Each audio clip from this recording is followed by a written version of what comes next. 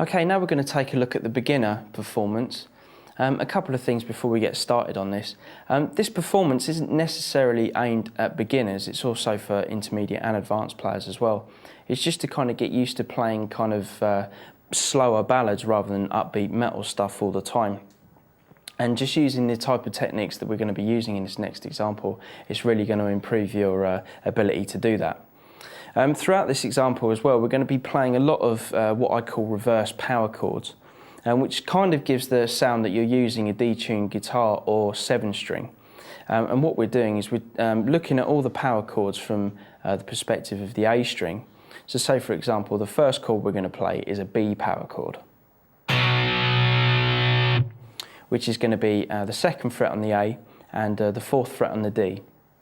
And what we're going to do is we're going to bar the 2nd fret across the E as well. So we're going to get the 2nd fret on the low E. And when you include that with the B power chord that I just played, you get this sound.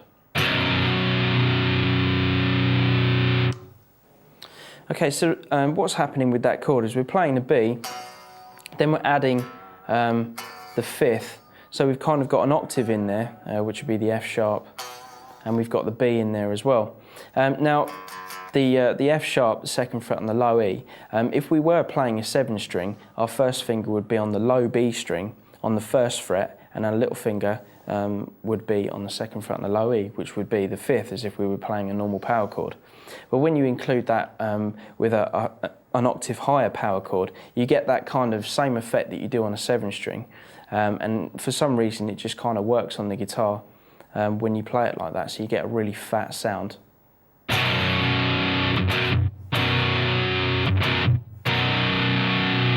As opposed to just playing a normal power chord. Okay, right, for the first part of this example, we're going to be playing the B chord that we just looked at. And we're going to play 2 downstrokes on this B, so we're going to have... Then we're going to use left hand muting, and we're just going to mute the strings, and with the right hand we're going to play down, up, and then down. And then the next chord we play is going to be slightly before the next beat with an upstroke. So, so far we should have this. So the next chord we're going to use is a D power chord. Now we're going to be using the same technique as what we did with the B power chord. So we've got the D power chord, which is 5th fret on the A, 7th fret on the D. And then we're going to play the 5th fret on the low E as well and bar our first finger across the 5th fret. So we're going to get the same effect. Now, after playing the B chord, we then come into the D chord, and we're going to start this with an upstroke, and we're just going to have up, down and up. So we're going to have this. So when you combine it with the B chord, you should have this.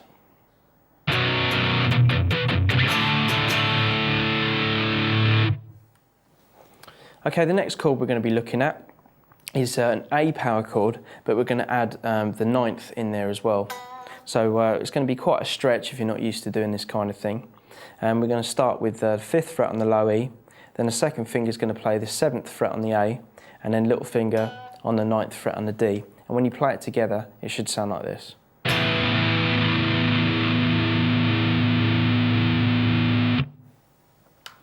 Now the right hand technique that we're going to use for this is play the chord with a down, up, down. So we're going to have...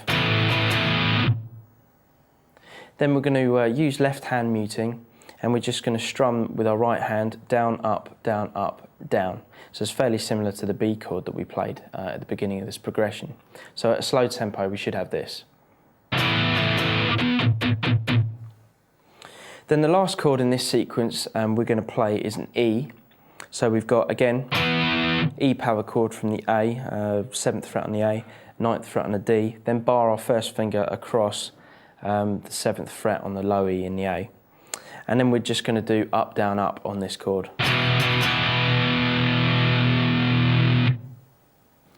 Okay, so at a slow tempo, all the chords together with the picking patterns and the muting and everything should sound like this.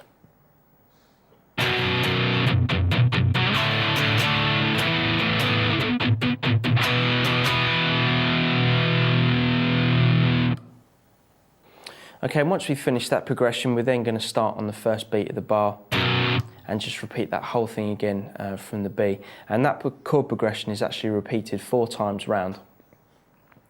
Then for the next chord progression, we're going to play the same thing again, except we're going to take out all of the actual left hand muting and the right hand strumming. So you're going to have even gaps in between. So let's see how that sounds.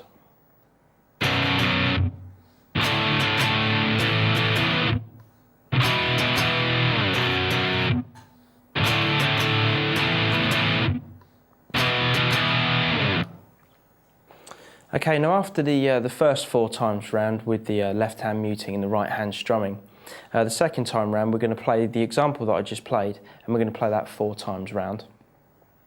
And then that brings us into the kind of chorus section, if you like, of this example.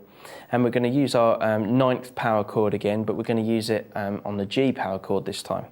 So we're starting on the 3rd fret on the low E, 2nd finger on the 5th fret on the A, little finger on the 7th fret on the D.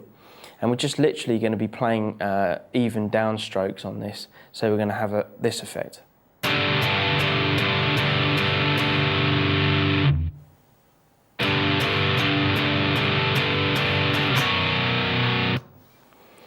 Okay, on that second example, at the end I actually made a push into the next chord, which is going to be the B. So at the end you're playing it fairly evenly, and then you're just going to play the B chord slightly before the next first beat of the bar. So you're going to have...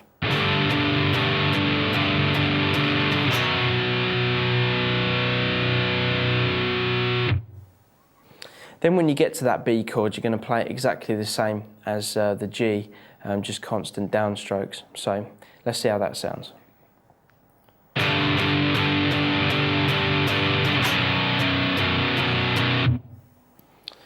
Then after we played the B chord, we're going to push into the next chord, which is going to be the A power chord that we looked at with the added 9. And we're just going to play the same technique again. So we're going to just use downstrokes on that as well. So we're going to have... So it's fairly straightforward, this section, and we're going to repeat that 3 times. So at a slow tempo, it should sound like this.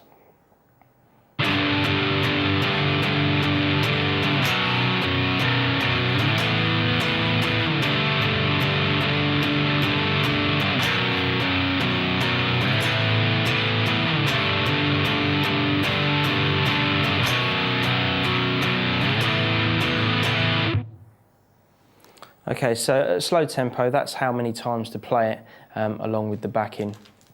And the last time round, instead of going to G, we're going to go to E, and we're just going to use the same right hand pattern again. So we're just going to go.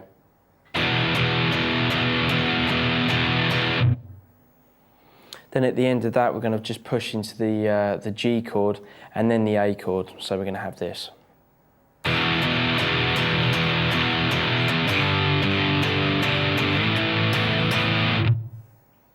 Okay, for the change between the G and the A, if you wanted to kind of keep your hand in that same sort of position, you really could just slide everything up 2 frets to give a different effect. So you'll just have.